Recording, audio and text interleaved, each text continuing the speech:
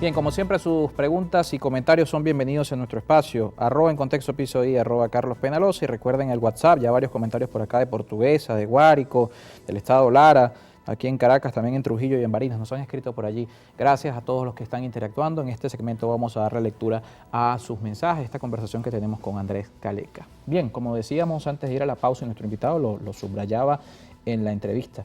No se puede pensar de los escenarios electorales que son ajenos a lo que ocurre en el país. La política, y aquí lo hemos dicho en muchas oportunidades, se mete en la casa, nos guste o no, sea con el tema económico, con el tema de los servicios públicos, seguridad ciudadana, todo lo que hoy falla en el país tiene que ver con asuntos políticos, y eso llama precisamente al ciudadano a informarse, a involucrarse activamente en todos estos temas. Ese debate de la vulnerabilidad del elector, de la identidad del elector de cara a las primarias, algunos lo centran en el tema de la captahuella, pero hay otros que dicen es que la captahuella no vulnera la identidad la identidad son los cuadernos, y en 2012 precisamente para resguardar la identidad del elector se quemaron los cuadernos, no había captahuellas, ojo, hay que aclararlo.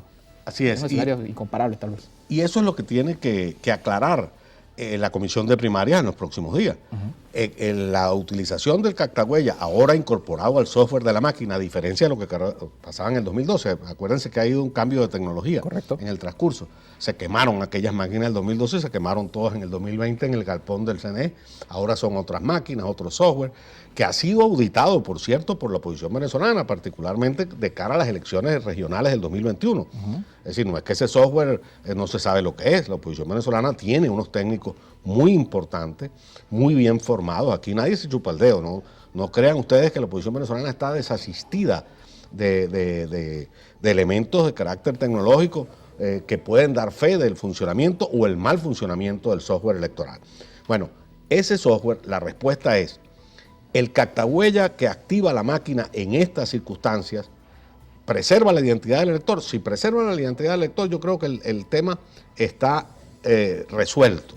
El tema fundamental, porque entonces vienen otros temas, que si pueden votar los votantes en el exterior, que ojalá pudieran votar no solo en las primarias, que serían los de menos, sino en las presidenciales. Nosotros hemos insistido, mira, los primeros que fuimos, quizás uno de los primeros que fuimos al Consejo Nacional Electoral en el año pasado, en julio del año pasado, fue un grupo de jubilados del Consejo Nacional Electoral exigiéndole al CNE que permitiera, que abriera la posibilidad de que los venezolanos en el exterior, que ya son 4,5 millones de votantes en el exterior, que, oye, no les puedes negar el derecho constitucional que tienen a elegir el presidente de la República. Incluso le llevamos al CNE, en vista de que el CNE dormía el sueño ese permanente que duerme, le llevamos el proyecto de reglamento para que pudieran ejecutar eso, dado que ellos no hacen nada. Bueno, mira, se lo redactamos nosotros.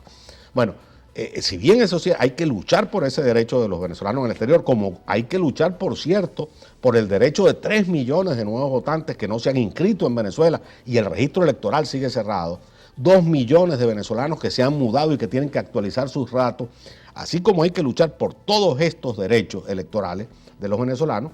Bueno, también hay que tratar de que las primarias funcionen. ¿Qué pasa si el CNE no va? El primer peligro, además del registro electoral paralelo, que puede ser declarado ilegal por el Tribunal Supremo de Justicia posteriormente, todo el proceso de primaria. Repito, el chavismo también juega aquí, ya disparó, el primer disparo fue este, ahora vendrán otros disparos contra las primarias. Bueno, aparte de ese peligro, el tema es que si unas primarias no vota una porción importante de la población electoral, pierden su sentido. Imagínate unas primarias que voten 500,000 personas nada más y que el candidato ganador haya ganado con 50,000 votos, porque hay como 14 candidatos, ¿no? Claro. Y que sea una primaria de maquinarias, exacto, sino una primaria de las 14 candidatos, 15 y contando, porque hasta yo a lo mejor me lanzo candidato. Pero bueno, por ahí dicen que usted por ahí dicen que yo quiero. Bueno, entonces, a lo mejor el que gana con 50,000 votos, no tiene ninguna legitimidad. Necesitamos que vote mucha gente. ¿Qué pasa si el CNE no participa y en consecuencia no se habla en los colegios electorales? Y en consecuencia no se abren, por ejemplo, las 13,000 mesas que aproximadamente se abrieron en las primarias del 2012, sino que solamente la comisión de primaria, con sus propios recursos, que son escasos, y con su propia capacidad organizativa también escasa, puede abrir mesas electorales. ¿Cuántas podrá abrir? 1,000, 2,000 en el país. ¿Dónde las va a abrir si no es en los colegios? En las plazas públicas, en los comercios. Mira, repito, el gobierno juega y juega duro y juega tramposamente. Mira, recientemente la señora María Corina Machado estuvo en Barquisimeto, iba a dar una conferencia en un hotel y el CENIAT cerró el hotel el día anterior. Yo mismo, mira, que ando en una campaña, tú la señalaste, promoviendo el voto, no estoy ni siquiera pidiendo voto para mí, promoviendo el voto de los ciudadanos, con lo cual pareciera que todo el mundo está de acuerdo. Recientemente en un pueblo de los Valles del Tuy tenía que presentarme en una iglesia que nos habían prestado, el local de una iglesia evangélica, y les cayó la alcaldía. No, señor, aquí no puede presentar el señor Caleca. Bueno, imagínate mañana que tengamos que abrir una mesa de votación, claro. ¿dónde? En un centro comercial. Centro de un municipio chavista, por ejemplo. ¿Y cuántas podemos abrir? O sea, imagínate que no podemos abrir en el estado Miranda, por ejemplo, donde estamos, de las 1.000, 2.000 mesas que puede abrir la comisión de primaria, sola, con sus propios recursos, hayan 100 mesas para todo un estado Miranda. La gente de Barlovento, ¿dónde va a votar? Los de Paracoto tienen que ir a Los Teques. ¿Cómo es eso? Bueno, es imprescindible o no, sería deseable que se llegara a un acuerdo con el Consejo Nacional Electoral. Eso facilitaría el proceso, lo haría extenso a todo el país. Eso sí, la comisión de primaria tiene un deber ineludible, garantizar la identidad de los electores, porque sabemos exactamente cómo es este gobierno. Tenemos el ejemplo de la lista Tascón, que por cierto no fue una lista de electores, la lista Tascón no es que alguien votó, era una lista que se obligaba a firmar por la ley de referéndum, pidiendo el referéndum revocatorio contra Chávez. Ahí la gente estaba obligada a firmar y poner su huella y tal y qué sé yo. Este es un caso distinto, pero sabemos lo que hace el gobierno con esa información. Empieza a perseguir a la gente, a chantajear a la gente, porque esa es la naturaleza de este régimen. Régimen autoritario, que esa es su forma de actuar, su forma de ser. Bueno, ese tema es fundamental resolverlo y creo, como tú dijiste, que esta semana o a más tardar los primeros días de la semana próxima, la Comisión Nacional de Primaria dará una respuesta. Yo repito, el objetivo no son las primarias, el objetivo es derrotar a Maduro. El objetivo es tratar de lograr una gran coalición nacional capaz de derrotar a Maduro, capaz de cobrar el triunfo, si esa derrota es posible, y luego capaz de gobernar. Para eso tienes que atraerte al 80% de los venezolanos, no bastan la sumatoria de los partidos de la oposición organizada. Tenemos que traer a los sindicatos, a los gremios, a las asociaciones de vecinos, al venezolano común y corriente que está padeciendo el desastre, la calamidad de este gobierno, convencerlo de que hay una solución posible a esa calamidad y que esa solución es de carácter político.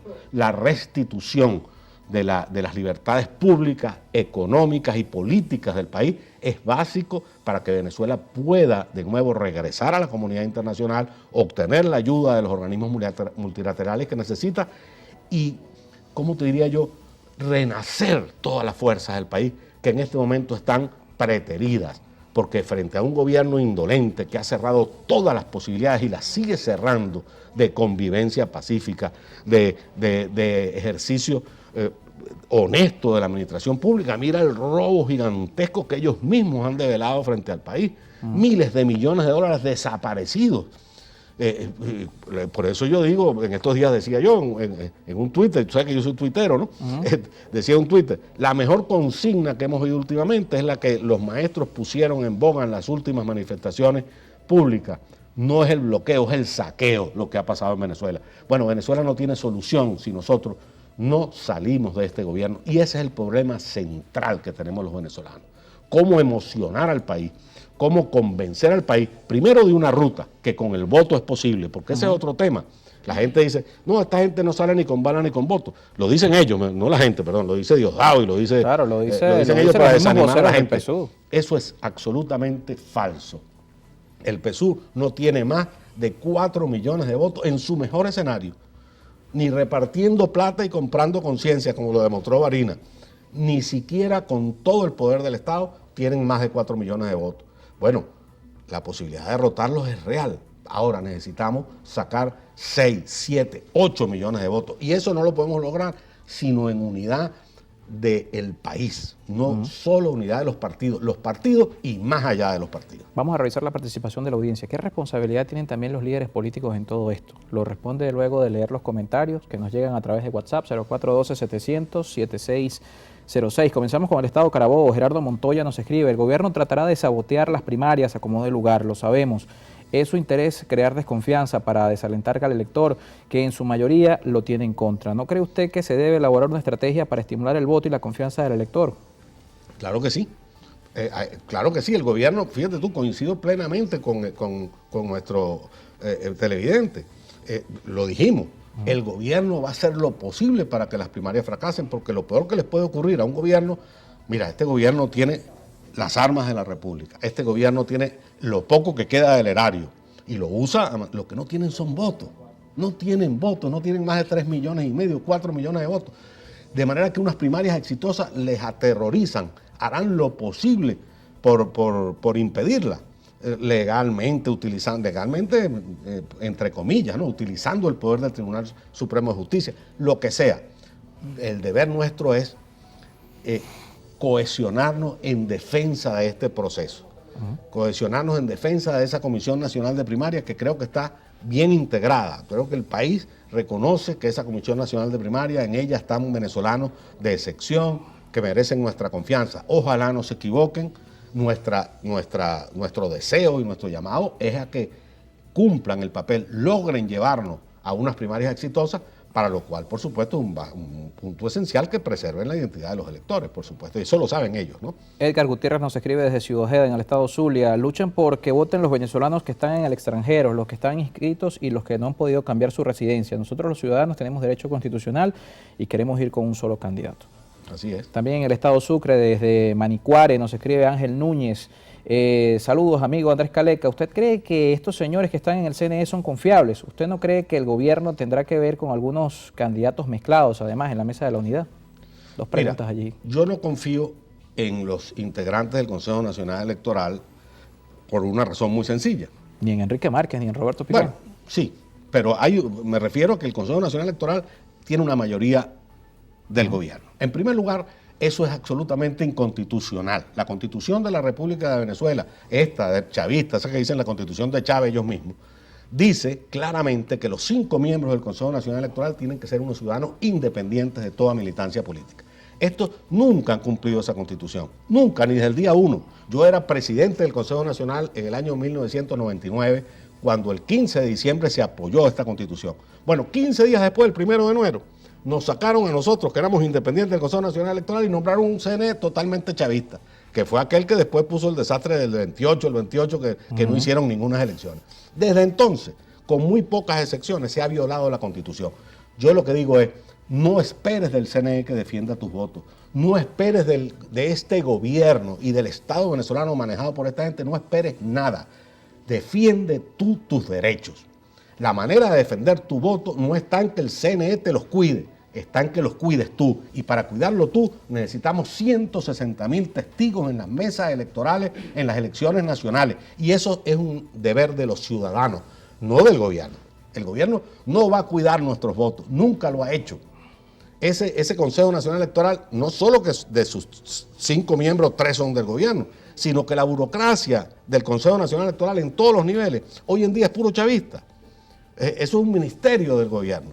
Ahora, ¿quién tiene el poder de defender el voto? El venezolano, organizado, entrenado, preparado. Mira, una parte del secreto del triunfo extraordinario que tuvo la oposición venezolana en el Zulia, por ejemplo, en las elecciones de regionales, donde no solo se ganó la gobernación, sino se ganaron 15 de las 18 alcaldías del estado Zulia, es que no solo que la oposición fue unida, sino que no hubo una sola mesa electoral sin testigos de la oposición.